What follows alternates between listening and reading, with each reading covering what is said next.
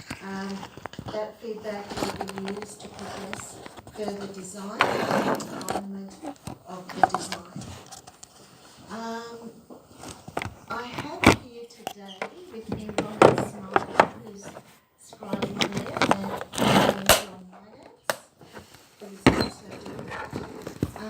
From Air Services, we have Fiona Lawton, who will be presenting, who's an expert air traffic controller. The consultation period for this Hobart design is started on the 31st of October and has been extended to the 21st of December. So you can provide your feedback by coming here and showing your view or sharing your views, and we'll scribe them. There are feedback forms on your tables. On the community fact sheets, my contact details are at the back, and you're most welcome to send me an email or call me. And also on the Air Services website, there's a feedback sheet where the Hobart, the proposed design is displayed on their website. It's a link. Excuse me, Tanya, this feedback form, who does that go to? That goes to me. Not to Air Services? No. Thank you. Oh. Right, so looking around the room, I asked earlier where people were from. So there are people here from Slope and May. There are people here from Premedina and Mbina, from Primrose Sands, Denali, Smooth Island, and Madonna. Have I missed an area? So what we have been doing as okay, as we go around the different areas, we have been focusing on those particular areas. So today's presentation will show the overall, but we will focus on Slope and May. And you can ask questions as you at the end, hopefully. So the way we run the presentations, we would like, as Fiona presents, if you have clarification that you want on anything, please ask. If you can hold your questions to the end, that would be great. But if you're burning to ask a question, let us know. Now, does anyone have an objection to me audio recording this session so that it's just helpful to Robert and John as they put their notes together? No problem? Excellent. Thank you for that. And is anyone video recording? I am. Right, so you should ask the room. I'm only recording you though. I beg your pardon? I'm only recording you. I hope you get my good side. I did every other session. I'm glad you're an expert cameraman there. So far, so good. I'll hand over to you. Thank you. Just do a sound check. Is that loud enough? Everyone can hear? Great. Okay. It's just got some music I'm competing with from the exercise class that's going to be wrapping up in a little while, but for sure they start stretching in about 10 minutes. So I don't want to stand and block anyone's view. I'm conscious of feedback as well too from the speakers, so excuse me if I wander around a little bit. So welcome, thanks for coming and spending some time, as Tanya said, as part of the consultation process for the Hobart Airspace Design Review. We're here to discuss, gather your feedback, suggestions, ideas around a proposed design. It's been put together with a number of elements. So the presentation I'll take you through will focus on the process and the design, the key design elements. And then we'll, as Tanya said, we'll have a closer look at the areas, particularly where most of the people from here are from. And we can, I think the door's open here, so we'll probably need it open for air as well too.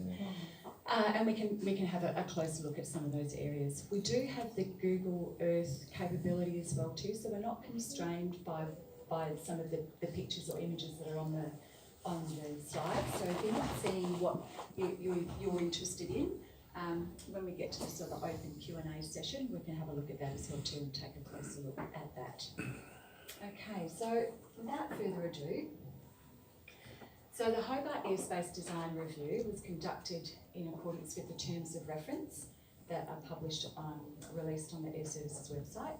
So the terms of reference document has a number of elements in it, but the key ones I'd like to draw your attention to for the purposes of this discussion is that it was conducted as a greenfield approach, and from the perspective of the blank sheet of paper in front of you with all the lines taken off the page. Greenfield, I understand what that means, but what I see is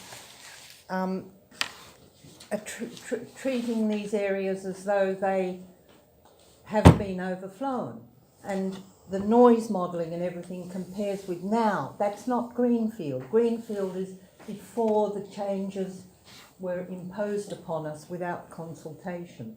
Do you agree? So we've had a number of requests from the community to have that feedback recorded and to have some comparative analysis done with the pre-September 2017 data and proposed designs, and these are proposed. And so certainly that feedback has been taken, that the analysis would be helpful to compare pre-September 2017 and any proposed design.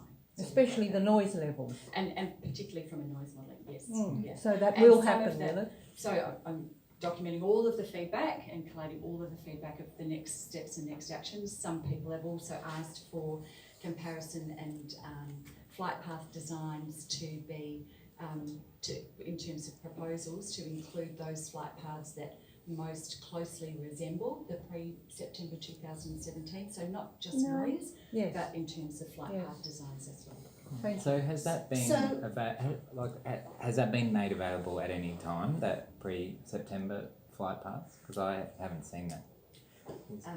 The flight paths, and we've got a slide in here about the actual aircraft behaviour from February 2017. Might be helpful for that.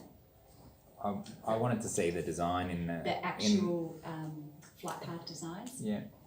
In the same way that this is comparing with what's currently going on, I would have thought that would be prime consideration, to be comparing with what was that workable system. Okay.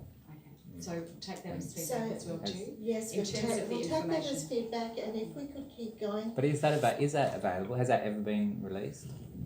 So flight path designs, that they're available because they're on charts, they're on aeronautical charts. So we can certainly get that, and also as part of the feedback, and thank you. I did ask Tanya before. I told you I was going to. But I've passed it on to Air Services, Deb. Yeah. So as part of the feedback, we're also collating the type of information, further information that community members would like, and so please provide that feedback as well too, and we can aim to do that as well too. So I'll keep going because there's a lot of kind of boring information some people don't like at the front, but in fairness to everybody, there are a lot of people who haven't seen the presentation. In fairness to everybody who hasn't seen the presentation, I'd like to really keep going on that one. So in terms of the Hobart Airspace Design Review, safety is our most important consideration in how we undertake our operations at Air Services Australia. The review was focusing on the runway operations for standard instrument departures and standard instrument arrivals, SIDS and STARS. So standard instrument arrivals and departures are defined procedures. They will describe the direction an aircraft will fly in accordance with a heading, how long they will fly before they commence a turn, etc. So they're a coded design that can be uploaded into an aircraft's onboard flight management system, and that will enable the aircraft to fly that coded procedure with regular repeatability. So the review was to look at both ends of the runway operations. So one runway at Hobart, but two names. So when the runway is orientated, or the runway is orientated in a north, west, south, east direction, when the operations are for in the northwesterly direction, aircraft will arrive and depart off what we call runway 30. And the name comes from the orientation aligned with magnetic, with compass orientation from the runway. So it's approximately 300 degrees on a compass. So when aircraft are operating in a southeasterly direction, they'll arrive and depart off runway 12, approximately 120 degrees. That's where the naming comes from. So we were looking to review the SIDS and the stars for both ends of the runway, and also to review the operability of how aircraft had been flying and air traffic control had been using the designs post-September 2017 and the March 2018. And all of that was to identify wherever possible safety enhancements in terms of the flight paths, while balancing that with minimising the effective noise on potentially affected communities. So the terms of reference is available on the website if you're not familiar with it or you haven't seen it for a while. It's good to go and have a look at that. So the present design, the elements of this I just want to draw your attention to, is with those coded departures, SIDs, there's one SID for each end of the runway. So when the aircraft are operating on runway 12, they'll depart this way, come around and up here. When they're departing on runway 30, they'll go northerly and up here. One SID, but there are two stars. So the stars depend on where you're typically coming from, the locations. So Sydney, Brisbane, Gold Coast will fly a different star to Melbourne, Adelaide, Perth. So for example, you have aircraft coming down here, turn around, and you'll have aircraft coming from Melbourne, etc., and they'll fly this path here. So that's runway 30 for arrivals. When the runway is 12 for arrivals, they'll come around here, or they'll fly straight in. Okay? So one SID and two stars for each end of the runway. Looking at some of the actual data, this data is taken from the 1st of July to the 30th of September. A couple of things I'd like to draw your attention to here. You'll see that this is one of those star paths, and the other one coming from up here. So when we look at arriving aircraft flying a star, they won't fly exactly on a flight path design. So a flight path design is a line on a page. That's how they're designed. They translate to aeronautical charts. They're also lines on a page. And when we look at SIDs and stars, they convert to what's called plates. They're actually not plates, meaning very heavy. They're pieces of paper. They're just called plates. And that will have the coded SIDs and stars on it. So lines on a page from a design point of view. But what we know about aircraft behaviour is that we can generally expect that aircraft will operate in a corridor of potential location. So the corridors, in terms of the imagery that we're showing you, are 1 kilometre wide for the arrivals and the departures, except for a splay area, which I'll show you. So you see the aircraft come around here, and generally for arrivals, they'll sit within that corridor. The closer they get to the runway, the more accurate they'll be in terms of their behaviour. But for operational reasons, safety reasons, emergencies, or sometimes due to weather, aircraft will operate outside that corridor under an air traffic control clearance. So arrivals pretty contained within the corridor. When we start to look at departures, you see a slightly different behaviour, and that depends on the speed that the aircraft are flying as they start to take the corners that are part of the SID. So a bit more of a splay here, a bulb almost, as aircraft turn and then turn again. But then they'll, in most cases, come within that corridor. That doesn't explain the aircraft behaviour up here though. So once aircraft on a departure are above a certain level, generally above 10,000 feet, air traffic control can amend the clearance and track the aircraft to a GPS waypoint in the sky that takes them along their route and off to their destination. So I've touched a little bit on this. The one runway, two names, orientated runway 30 and runway 2. Now, due to the prevailing winds here in Hobart, the airport really has some seasonal variation in how the runway is used. So in winter, it's almost exclusively in that runway 30 operation. Aircraft arriving and departing in the runway 30 configuration. In summer, with a change of the weather patterns and a change of the winds, You can see some fluctuation and variation, sometimes in the same day, depending on the weather patterns and weather fronts coming through, etc. So in summer, you'll see variation, probably about 50% of operations with aircraft arriving and departing runway 12 or arriving and departing runway 30. But the combination in terms of an annual behaviour, you'll see about 75% of operations being runway 30 for landing and departing. What do you see daily in terms of operations? So data from January to July 2018, the aircraft movement ranged from 41 to 90. 90 is a busy day. When we talk about aircraft movements, that's arrivals and departures. They're counted twice. They fly in, counted once, departing, counted a second time. So average about 62 at the moment during that period. Main aircraft types, the larger, noisier aircraft that fly in and out of Hobart. Main aircraft types are the Boeing 737-800, Airbus A320, Airbus 321 and the Boeing 717-200. Certainly not all the aircraft type that fly in and out of Hobart, but they're the bigger and the noisier ones. And aircraft movements in 2017 were 28,084. That includes the aircraft movements and light aircraft operations as well.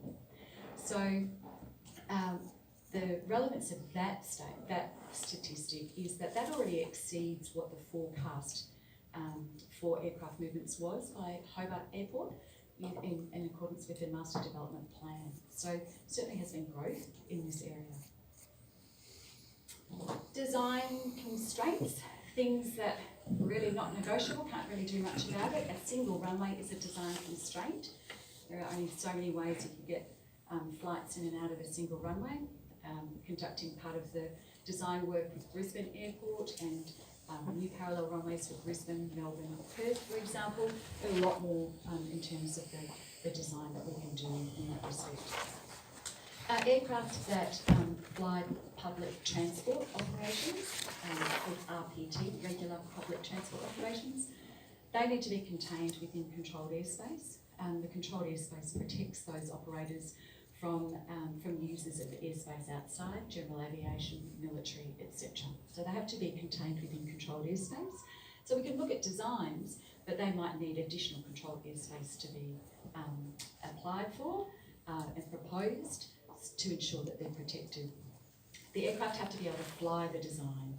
So depending on the rate of turn, the typical speeds that operators fly at, their climb profile, their descent profile, they need to be able to safely do that. So we have to have designs that they're able to fly.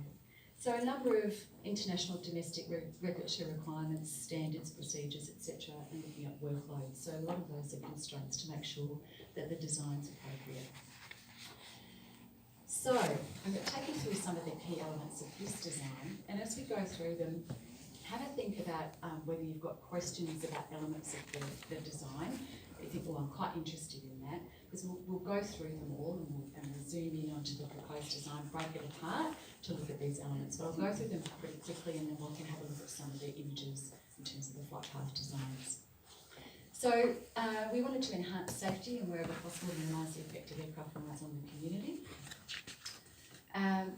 We looked at a redesign of the runway 30 RNAV to see if there were some improved noise outcomes for community. What's an RNAV? So what's an RNAV? It's a great question. So RNAV is the abbreviation for satellite area navigation. So it's GPS. So if you're looking on websites around air traffic control, you might hear it called GNSS, Global Navigation Satellite System, but it's just global GPS used by aircraft. It's the same thing.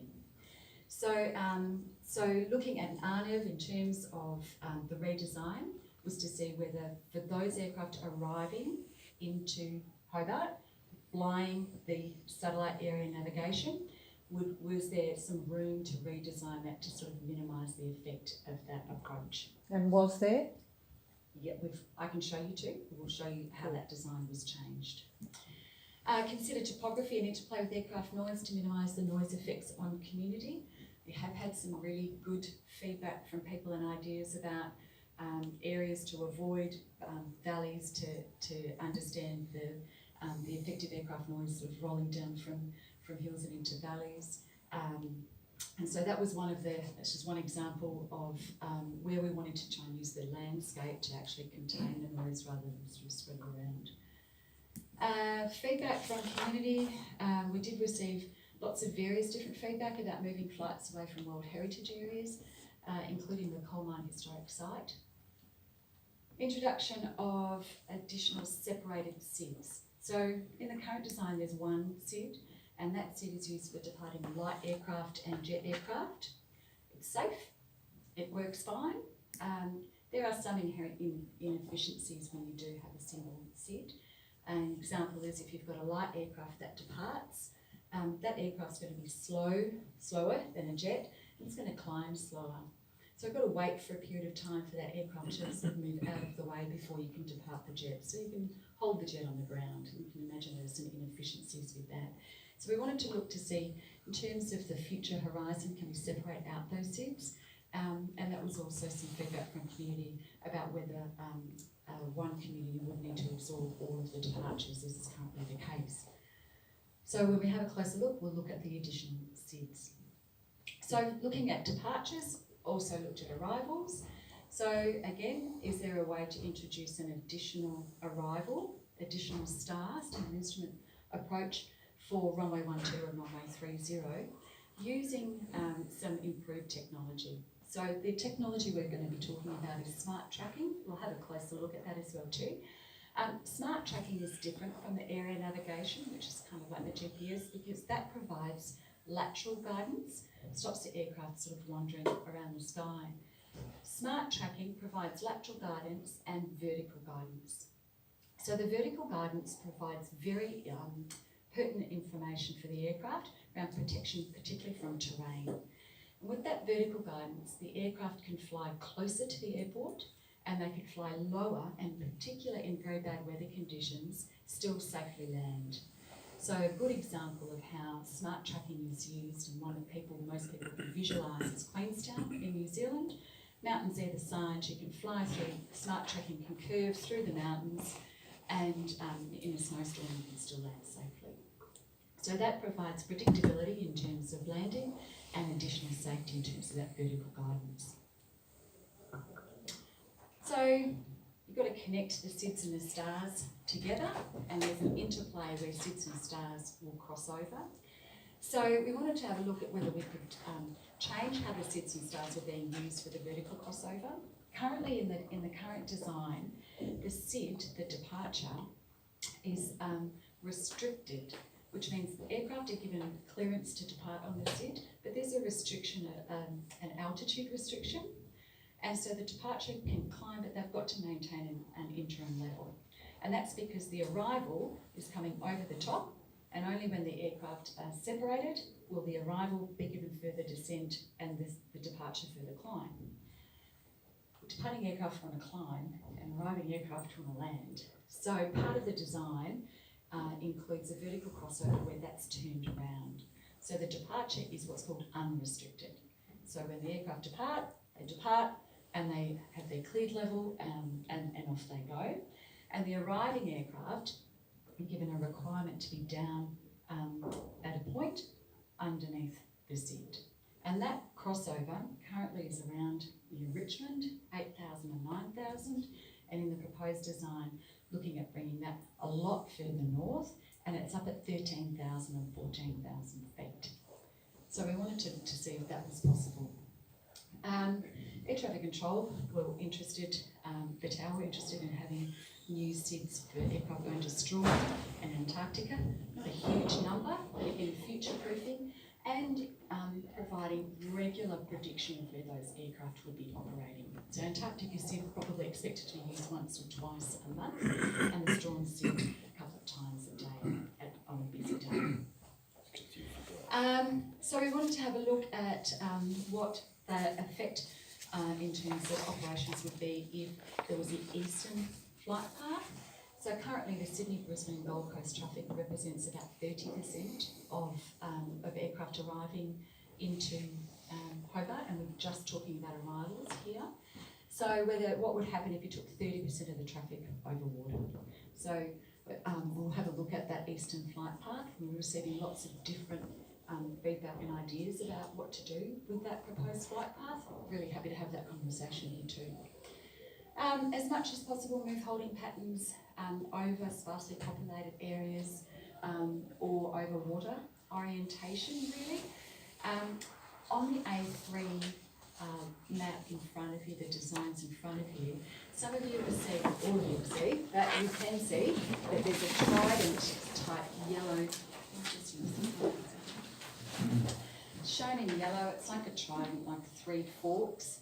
So when you design an approach, they will always have those 3 forks there, but there's always a holding pattern that needs to be designed at the end of your RNAV. And the reason you need a holding pattern, even though aircraft really hate holding down low, it's very inefficient for them, is in the event that you've got an unusual situation the aircraft can't land. So there might be a disabled aircraft on the runway, there might be debris on the runway, and there's a runway inspection just to clear up some tyre debris or something that's going onto the runway.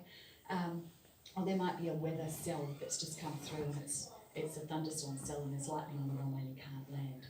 So we looked at those holding patterns. So just on that holding pattern, so I noticed like one of them is over Madonna.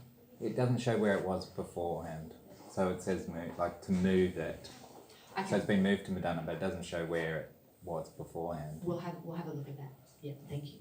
And improved management of the general aviation operations around Cambridge. Cambridge is located very closely to Hobart Airport, so when we consider what happens at Hobart, we always need to consider the safety of the operations at Cambridge as well too. So that's around the design elements, the noise modelling. So in terms of the noise modelling, the tool that was used for this proposed design and the data that we'll share is from the Aviation Environmental Design Tool. It's software created by the Federal Aviation Administration in the US, and it's different from the noise modelling software that was used for the previous designs. So what does the design modelling tool look like? You've got to plug an aircraft into the design tool, so you pick the one that flies the most and is the noisiest. So to get that's to try and get the worst, I guess, noisiest outcome.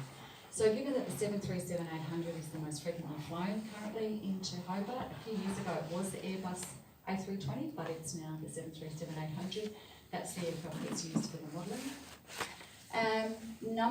The numbers were modelled on a busy summer day. You get more movements, more aircraft movements in summer, so you pick the numbers from a busy summer day.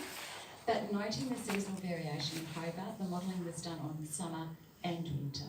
And that's because some communities are affected by operations around runway 12 and 30, and we need to be able to show that. The numbers are adjusted for a 12-month look ahead. That's because when we look at aircraft movement data, we will refer to the Airport Master Development Plan for the projected estimate of what the airport is saying that they're going to be able to bring in. Once you've exceeded what the numbers have exceeded what's in the Master Development Plan, our prediction is 12 months. So in terms of the design, not the noise modelling, but the design, we need to take a design look ahead that's going to be greater than 10 years. So it's got to be able to be safe and able to accommodate a range of operators 10 years plus.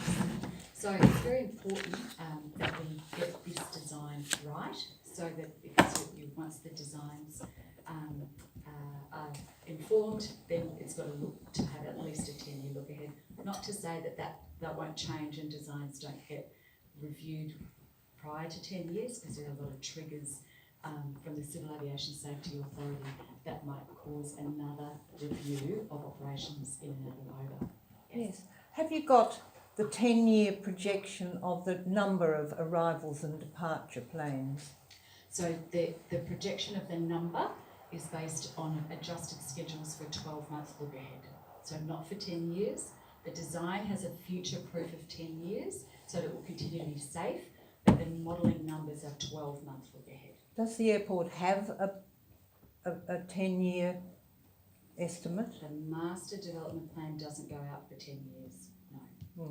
I think it's, Neil, your offsider, mentioned in another session that they've got just under a 4% annual growth forecast. 3.6%, and I think that's year on year.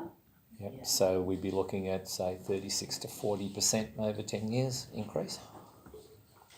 We had some questions at Thank the you. earlier session You're welcome. as well too, about what might happen with international operators, etc., or freight contracts and those types of things. They're generally the discussion between the operator and the airport, and so we need to look at actual schedules adjusted rather than sort of made up schedules for aircraft that may or may not end up flying in and out of Hobart. Fiona, on your website, the Air Services website, if you look in the Smart Track proposal section, you state there that you're expecting a 100% increase in traffic over Hobart in the next 10 years. That's in no uncertain terms mentioned exactly like that in your smart plan rollout. And the smart tracking? Yep. Is that the... I'll have a look at that. Yep. So that'd be double the number of Yep. current arrivals and Let's departures. keep going through the presentation first. So, in terms of modelling, people have asked about whether Hobart is modelled on an urban residential. The sensitivity in the modelling is higher if you select rural residential, so rural residential is what's selected for the modelling. So, have you done modelling for the Airbus, Not for the A320. for the A320? No. Because they are the ones that we hear. The Jetstar and Tiger, they are the ones that we hear. And the Virgin and Qantas, they're the 737s. They are not. They are quieter. So the modelling, I don't know. Like it seems that you're taking the lower threshold for the modelling. Your feedback's noted. There are people here who want to see the presentation. We'll come to questions But thank at you. the end, Thanks, please. Tim. But thank you for that. And we have noted some community have asked, if the proposed designs are amended and more noise modelling needs to be conducted. Yeah. Some people, we've got the feedback that they prefer the A320 to be chosen, so. Yeah. Okay, this is just a slide to remind me to make sure I've covered the point of the difference between flight path designs being a line on a page and corridors is certain behaviour. I'm happy to move on from that one. Okay, breaking the design into certain elements. So when the runway is being used in the runway 30 orientation for arrivals and departures on runway 30, this is the Antarctica SID, expected to be used once or twice a month. As it's runway 30, the aircraft will turn around and climb quite a fair bit before it comes around over the community. Non-jet SID to Strawn. Light and jet aircraft up here heading, this is to Adelaide and Perth, turning the corner up to Melbourne, and a light aircraft SID up to Launceston. Flipping around for runway 12 departures, same structure in terms of an Antarctica SID here, a non-jet SID off to Strawn, a non-jet SID up to Launceston,